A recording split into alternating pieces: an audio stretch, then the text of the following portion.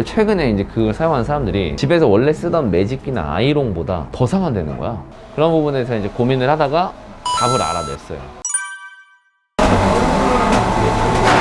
원장님 예삐? 집에 안 가시나요? 이게 집에 가면 또 열심히 육아를 해. 오늘 유튜브 해볼 주제 있습니다. 뭔데요? 에어랩을 쓰면 네. 머리가 손상될까? 머리가 손상될까? 다이슨한테 이제 에어랩을 쓰면 머리 네. 손상이 거의 안 된다고 이제 공부를 하는데 과연 그게 맞는 건지 손상도 관련된 문제. 무슨 얘기인지 딱 알 것 같아. 근데 최근에 이제 그걸 사용하는 사람들이 저한테 이런 얘기도 합니다. 집에서 원래 쓰던 매직기나 아이롱보다 더 상한되는 거야. 저희 구독자 중에 한 분이 에어랩이 오버 손상이 안 된다고 적다고 들었는데 매직기나 다른 거보다 더 손상된 느낌이라고 이게 맞는 거냐? 어떻게 된 거냐? 더 상하는 느낌이래요, 자꾸. 저도 에어랩을 쓰니까 그런 부분에서 이제 고민을 하다가 답을 알아냈어요.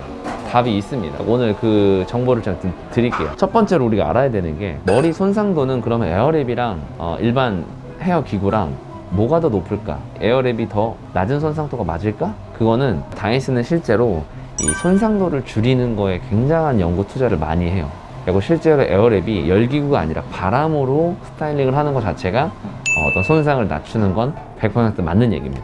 그래서 1회를 가정했을 때는 에어랩이 무조건 안전해요. 뭘 가정했을 때? 1회. 그렇죠. 이게 포인트예요. 제가 보니까 다른 헤어 제품을, 헤어 기구를 쓰던 사람들은 일주일에 한 번 정도 머리를 만졌다면 에어랩을 쓰는 분들은요, 매일매일 하더라 이거예요. 이게 쉽고 편하니까 맨날 하는 거예요. 그러니까 맨날 하다 보니까 작은 손상도가 조금이라도 있으면 그게 누적이 되더라 이거예요. 그래서 결국에는 느낌이 어느 날 갑자기 많이 상한 것 같아, 이런 느낌을 받을 수도 있겠다. 네. 이런 생각이 딱 들더라고요. 그게 맞아요. 근데 이런 분들이 이제 결국에는 두 번째 이유가 나와요. 두 번째는 뭐냐면 열 보호제라든지 헤어 제품을 사용하지 않는다 이거예요. 아이롱 같은 경우에는 이 열판이 쎄라고 한다면 열과 머리가 직접적으로 닿아버려요. 그래서 예를 들면 이 프라이팬에 음식을 올려놓으면 막 지글지글 타잖아요. 타버린단 말이에요. 근데 얘는 뜨거운 바람으로 머리를 감아주고 하다 보니까 직접 닿는 열이 아니기 때문에 열도 낮고요. 그러다 보니까 머리가 상하는 데미지도 현저하게 이제 물리적인 데미지가 없는 거죠. 근데 자주 쓰니까 이게 포인트예요. 그래서 잘 생각해 보세요. 만약에 에어랩을 쓰는데 머리가 좀 상한 것 같다고 오시는 분들은 그 전에 헤어 기기를 얼마나 자주 썼는지를 보면 에어랩보다는 현저하게 적게 썼다. 그러니까 손상도를 못 느꼈던 거예요. 에어랩을 자주 쓰다 보니까 생기는 어찌 보면 좀 해프닝이다 라고 볼 수 있어요. 근데 이제 보통은 이런 분들이 보면은 또 재밌는 게 머리를 감고 에센스나 또는 후처리 제품을 전혀 안 하세요. 그리고 그냥 이제 머리를 막 말리고 하다 보니까 문제가 되는 거예요. 그러니까 쉽게 얘기하면 이렇게 손상되는 누적 손상도도 있지만 누적 손상도 없게끔 할 수 있는 방법도 있다라는 거예요. 간단하게 얘기해서 트리트먼트를 하면 됩니다. 자, 트리트먼트는 또 두 가지 종류가 있어요. 첫 번째, 바르고 우리가 알다시피 헹궈내는 제품들, 그죠? 자, 두 번째는 바르고 안 헹구는 제품들이 있어요. 그게 이제 영어로는 리브인 트리트먼트라고 하는데, 바르고서 헹구지 않다 보니까 이 모발을 계속적으로 보호해 주는 거예요. 그러니까 우리가 에어랩 또는 헤어 기기를 쓸 때는 이런 리브인 트리트먼트를 꼭 써야만 돼요.